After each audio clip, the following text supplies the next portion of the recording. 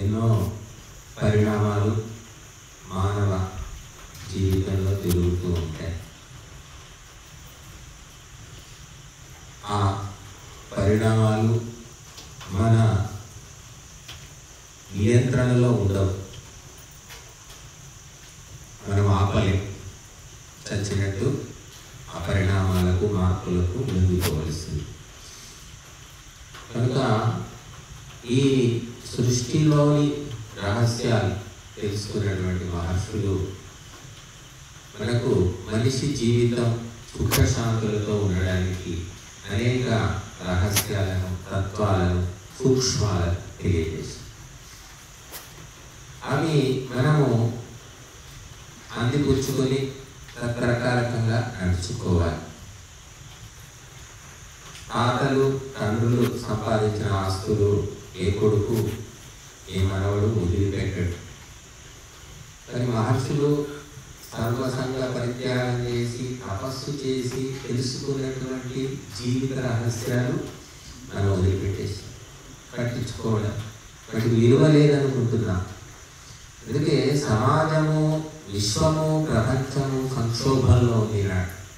భయంకరమైన సంక్షోభంలో ఏ వాణి పిచ్చివాణి ఇలా పడుతున్నాయి, ఊళ్ళ ఊళ్ళు కొట్టుకుపోతున్నాయి. తెలంగాణలో వరదలు రావడమే, ఇక్కడ భేట్లు ఉన్నాయి. తెలంగాణ మనిషి ఆయన చూశాడు ఎప్పుడైనా ఇటువంటి చూశాడు అని మరి తెలంగాణలో వరదలు రావడం చూడండి. ఇంకెన్ని పరిణామాలు జరుగుతాయో మనకు తెలియదు. ఇదంతా ప్రకృతి ప్రకోపము. ఈ ప్రకోపానికి కారణము మనిషి యొక్క బుద్ధి ప్రకోపం.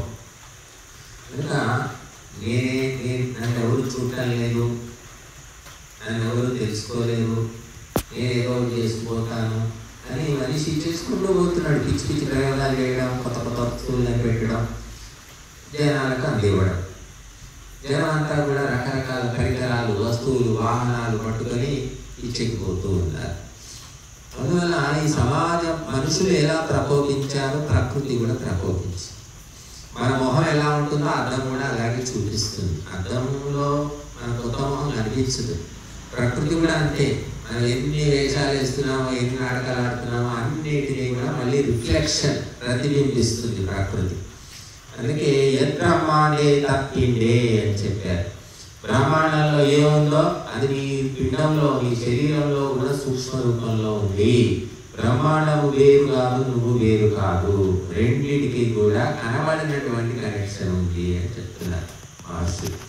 అందువల్ల మనిషి నాకు సంబంధం లేదు ఈ ప్రపంచంతో, నా ఇష్టం, నేను ఒంటరిగా నేనేమైనా చేసుకుంటాను అని మొండిగా ప్రకృతిని ఈ విధంగా భ్రష్టు పట్టిస్తే ప్రకృతి పగబట్టి రకరకాలైనటువంటి ఉపద్రవాలు, ఉత్పాతాలు మనకు అంతు తెలియని వస్తూ ఉన్నాయి.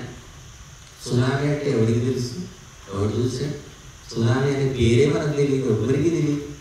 20 ఏళ్ల కిందట సునామీ మొదలైంది. సునామీ అంటే ఏమిటి? సముద్రంలో భూకంపం. భూమి భూకంపం వస్తేనే తట్టుకోలేకపోతున్నాం. ఆ సముద్రంలో భూకంపం వచ్చేసి ఆ సముద్రం అంతా పొంగి మరి ఊళ్ళ కొట్టుకుపోయి వేల మంది, లక్షల మంది చచ్చిపోతున్నారు. ఎందుకు సముద్రానికి కోపం వచ్చింది అంటే ఏంటి? సముద్రంలో ఉన్న జంతువులన్నీ తీసుకోవడం, తినేయడం, అమ్ముకోవడం, ఎగుమతి చేసుకోవడం. సముద్రం ఎవరు? నీ తాతతో వేడ, నువ్వు తాతతో వేడ. ఎందుకు అంటే మనిషికి ఇదంతా నా కోసమే, నేను అనుభవించడానికే పుట్టాను, ఎవరితో నాకు సంబంధం లేదు. దేవుడంతా ఫ్రీగా ఇచ్చాడు అనుకుంటున్నారు. ఏది ఫ్రీగా ఇవ్వడండి భగవంతుడు. ప్రతి దానికి మనము లెక్కతో కట్టవలసిందే, ట్యాక్స్ కట్టవలసిందే. మనం కట్టకపోతే బలవంతంగా లాక్కుంటాడు, మెడలు వంచి తీసుకుంటాడు. ప్రకృతి ఊరుకోడు. కనుక ఊరికే మనం తినడం, తాగడం, కన్నాలు ఆడడం, వేరే ప్రోగ్రాం ఏమీ లేదు అని అనుకుంటున్నారు మనుషులందరూ కూడా. నాకేమి కర్తవ్యము లేదు, డ్యూటీ లేదు. ఎందుకు పుట్టామంటే పుట్టాం, అందరిలాగా పుట్టాం, అన్ని జీవులు పుట్టినట్టే పుట్టాం అని. మనిషిని ఒకటి సోషల్ ఎనిమల్ అంటున్నారు, సామాజిక ప్రాణి. అన్ని ప్రాణులు ఎట్లా ఉన్నాయి? ఇదేమో బట్టలు వేసుకునే ప్రాణి, మిగతా బట్టలు వేసుకోరు. ఇల్లు కట్టుకుంటాం, ఇల్లు కట్టుకోదు. కొన్ని తేడాలు ఉన్నాయి. మనిషికి జంతువుకు పెద్ద తేడా ఏమీ లేదని సైన్స్ చెప్తుంది. ఎందుకంటే కోతులు, చింపాంజీలు, అవి కొండముచ్చులు, వాటి నుంచి పరిణామం చెంది మనిషిగా మారాడు. కాబట్టి పెద్దగా ఏం గొప్ప ఏం లేదు. ఆత్మ లేదు, మనసు లేదు, ఏదీ లేదు. ఇది ఒక రకమైనటువంటి ముద్ద అని చెప్తారు. చెప్తున్నారు సైంటిస్ట్ వాళ్ళ సైన్స్ ప్రకారం. ఆ పాఠాలన్నీ నేర్చుకొని భౌతికవాదుల్లాగా తయారైపోయారు. బతికిన 4 రోజులు తినాలి, తాగాలి, తందనాలాడాలి, ఇంతకు మించి ఏమీ లేదు. చూడండి, ఈరోజు పేపర్లో ఎంతమంది నేను చూశాను. అసలు ఏం కాలేజీలు, ఏమి స్కూళ్ళు, ఏమి హాస్టళ్ళు, ఏం జరుగుతుంది? అసలు నైతిక విలువలు లేకపోతే ఎంత పతనం జరుగుతుంది. ఎవరికి పట్టి లేదు. ఏ తల్లికి అవసరం లేదు, తండ్రికి అవసరం లేదు, ప్రభుత్వానికి కూడా అవసరం లేదు. ఏదో హాస్టల్లో, ఏదో కాలేజీలో, హాస్టల్లో కాలేజీలో ఏదో గొడవ పడ్డారట విద్యార్థులు పడితే సీనియర్ స్టూడెంట్లు వచ్చారు. సీనియర్ స్టూడెంట్లు వచ్చి గొడవ తీర్చారు. మేము గొడవ తీర్చాం కదా, మీ ఇద్దరు గొడవ పడితే మా పార్టీ వారు. ఏ పార్టీ? మధు పార్టీ. ఇంకేముంటుంది? మధు పార్టీ అంటే ఇంకా బలవంతం చేస్తే వాడు పాప ఎవడో చదువుకోవడానికి వచ్చాడు, వాడు సరేలే అని తీసుకెళ్ళాడు. అక్కడ 8,000 బిల్ అయింది.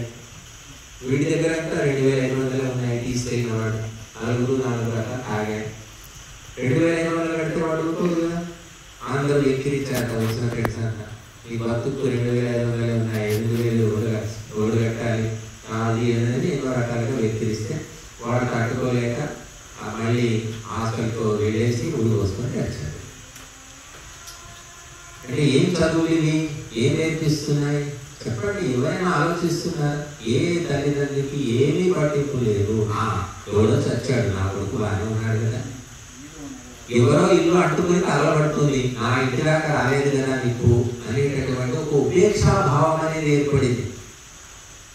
ఏదో జరుగుతూనే ఉంటాయండి. ఇంకా 2 లక్షల మంది ఉన్నప్పుడు ఉండాలి కదా, ఆ అబ్బాయికి తెలివి ఉండాలి కదా, ఆ అబ్బాయికి పోయి కంప్లైంట్ చేయొచ్చు కదా, ఏదో చెప్తారు. ఇంకా ప్రిన్సిపాల్ చెప్పొచ్చు, లేకపోతే ఆ హాస్టల్ నిర్వాహకులకు చెప్పొచ్చు, ఇంకేదైనా చేయవచ్చు కదా, అబ్బాయి ఎందుకు అలా చేశాడు అని అంటారు. కానీ ఇటువంటి భావజాలము, ఆలోచన ధోరణి ఎందుకు ఏర్పడుతున్నది? దాన్ని తొలగిద్దాము అనే ఆలోచన మాత్రం రావడం లేదు.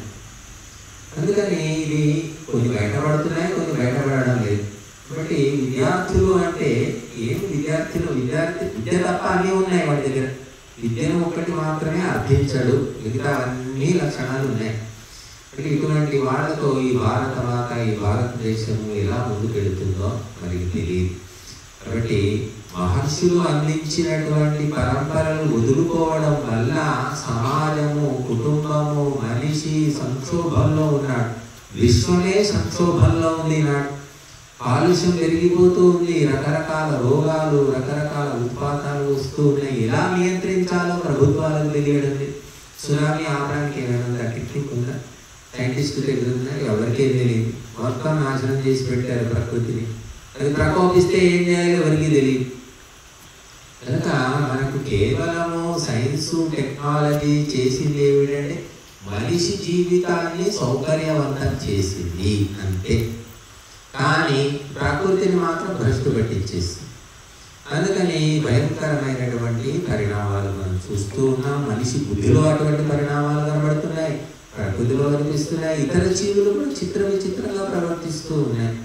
కాబట్టి వీటన్నిటికీ నివారణ ఏమిటి అంటే అగ్నిహోత్రము, త్యాగము, దానము, తపస్సు అని చెప్పారు మహర్షులు. తక్షాంతి ఔషధైర్యాన్ని జపహోమార్చనాలు తీయాలి. ఏమీ లేదు. ధార్మిక కార్యక్రమాలు సున్నా పెట్టేశారు. ఎవ్వరూ కూడా ధార్మిక కార్యక్రమాలు చేయడం లేదు. ఒకప్పుడు ఇంట్లో పెళ్ళి అయితే పేదవాళ్ళని పిలిచి భోజనం పెట్టేవాడు. ఎవరు పెడుతున్నారు? బంధువులు, చుట్టాలు, ఫ్రెండ్సే తప్ప పేదవాళ్ళని వెతుక్కొని పిలుచుకొచ్చి భోజనం పెట్టేవాడు ఎవడు? మిగిలితే అందరూ తినడం, మిగిలితే తీసుకెళ్ళి ఎక్కడో మురికి వాళ్ళలో పంచుతున్నారు తప్ప మొట్టమొదలు పెడుతున్నారు. అటువంటి ఒక ఉదారమైనటువంటి బుద్ధి నశించిపోయింది. నేనే బాగుండాలి, నేనే డెవలప్ కావాలి, నేనే ముందుకెళ్ళాలి అనేటటువంటి విషపూరితమైన స్వార్థము మనిషిలో పెరిగిపోయింది. ఇది నశించాలి అంటే త్యాగము, తపస్సుకు సంబంధించినటువంటి మన విద్య, అసలైనటువంటి ఆధ్యాత్మిక వైదిక విద్యను నేర్పాలి. అది నేర్చుకున్న వ్యక్తుల ప్రవర్తన మనుషుల్లాగా ఉండదు, దేవతల్లాగా ఉంటుంది. కాబట్టి ఆ పరంపర లోపించడం వల్ల మరి ఒక్క తప్పుకు, ఒకరు చేసిన తప్పుకు 1000 మంది శిక్షలు అనుభవిస్తూ ఉన్నారు. మనిషిని మనిషిగా మార్చేది విద్యా విధానము. ఆ విద్యా విధానంలో లోపాల వల్ల అనేక వికారాలు మొదలైపోయాయి. ఇప్పటికైనా చక్కదిద్దుకోకపోతే మరి ఎవ్వరూ కూడా సమాజ సంక్షోభాన్ని ఆపలేరు. కాబట్టి బుద్ధిమంతులు, మేధావులు, సంస్కారవంతులు ఇది చక్కదిద్దడానికి, విద్యా విధానంలో మార్పు తీసుకురావడానికి ప్రయత్నం చేయాలి. చేయకపోతే మాత్రము విపరీతమైన ధోరణులను మనం ఇంకా చూస్తాం. కాబట్టి మనము సత్సంగం ద్వారా అనేక విషయాలు తెలుసుకుంటాము. పాఠశాలలో, కళాశాలలో, విశ్వవిద్యాలయాల్లో కూడా తెలియని విషయాలు ప్రసంగాల్లో తెలుస్తాయి. కానీ విద్యార్థులు తెలుసుకోవడానికి అందుబాటులో ఉంటారు. అది కాబట్టి తెలుసుకున్న బుద్ధిమంతులు ఈ సందేశాన్ని అందరికీ అందించాలి. ప్రపంచాన్ని మనము శాంతి మార్గంలో నడపాలి. అటువంటి కర్తవ్యం మన మీద ఉంది. అటువంటి శక్తియుక్తులు కూడా మహర్షులు ఇచ్చారు మనకు. కనుక ఇటువంటి దివ్యమైన సందేశాలు మన నాయకులు, అధికారులు, అలాగే విద్యావేత్తలు వీళ్ళందరూ అందుకుంటే తప్పకుండా మార్పు వస్తుంది. వారి దాకా ఈ సందేశం చేరాలని మనం కోరుకున్నాము. అందరికీ ధన్యవాదాలు.